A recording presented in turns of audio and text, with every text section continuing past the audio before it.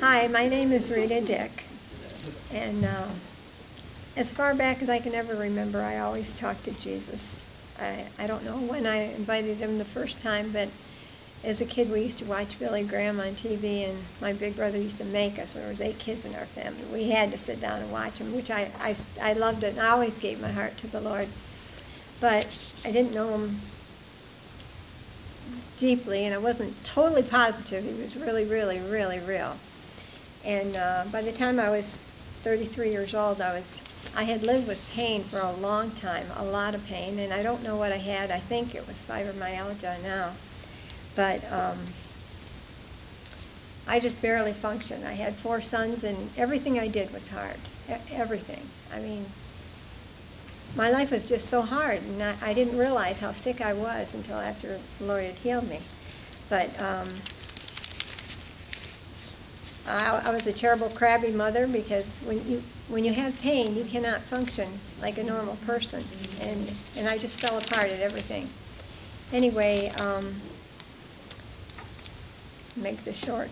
I was talking to a relative, and you all might know her, Joni Tyler. She used to come to this church, and she said something at a party. I'd gone to a family party, and she said something to me, and I was just desperate for answers for life. I was just desperate. And she said she just lived her life to please God. And I was so desperate that I took those words and I started living and walking as if Jesus was holding my hand. And then every decision I had to make, I thought, what would God do? Now I have to tell you, I was very heavy. Because I had so much pain, I had to get some comfort somewhere, and I ate to comfort myself. And I'm ashamed to tell you, but I tell you this for the glory of God, that I weighed 200 pounds. Because I was desperate. I was just plain desperate. And so anyway, I started walking as if Jesus was holding my hand. And I went to this party in November, and by Christmas, I sent her a Christmas card. I started standing against fear. And every decision I would ask the Lord, and then I would do what I felt like he would. And for example, like, I was ashamed to sit on my front porch because I was so heavy. And I thought, now, would God mind if I sat on my front porch? I said, no, he wouldn't. So I started doing things that I wouldn't normally do. And in that month and a half, I started getting peace. I never had a stitch of peace in my life. Peace just came, not extreme then, but a lot of peace. And joy. I started having joy, which I never had joy in my whole life. And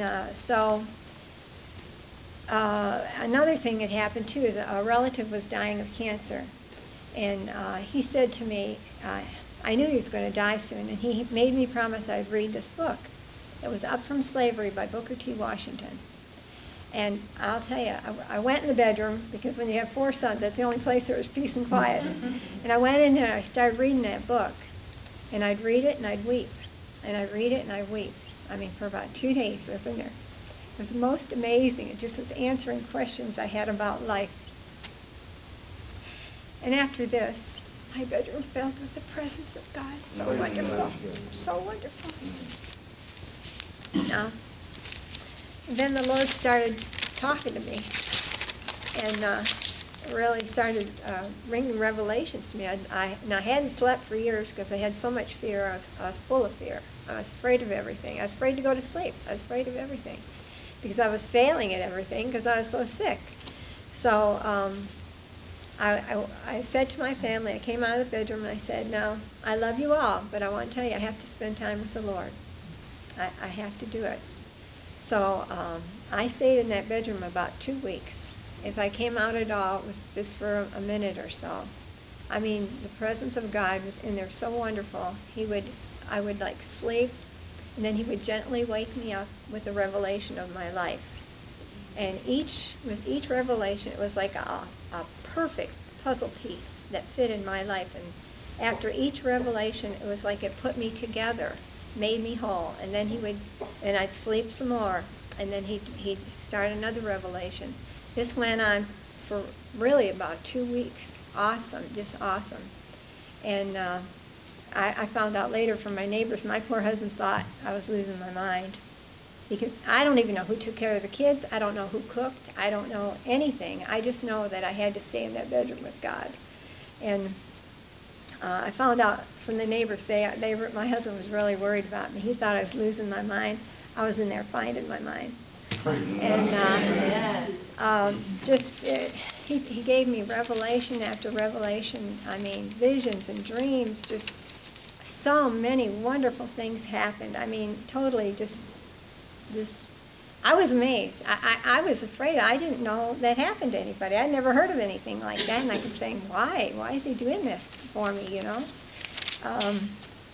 Well, anyway, try to make this short.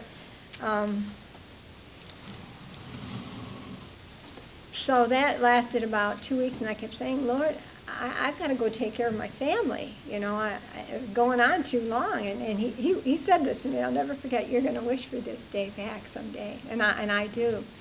And just so many wonderful things happened, and finally I went out and I started cooking and doing what I could, but I was so weak. I could barely walk for days because the power of God was still on me so strong. I just could hardly function. And I've lost my notes. Let me see where I was.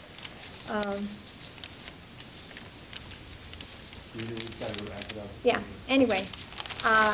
So when I finally came out of the bedroom, I realized something. I didn't have any pain. God had healed me. There's healing in His presence. So great. Praise God. I'm sorry.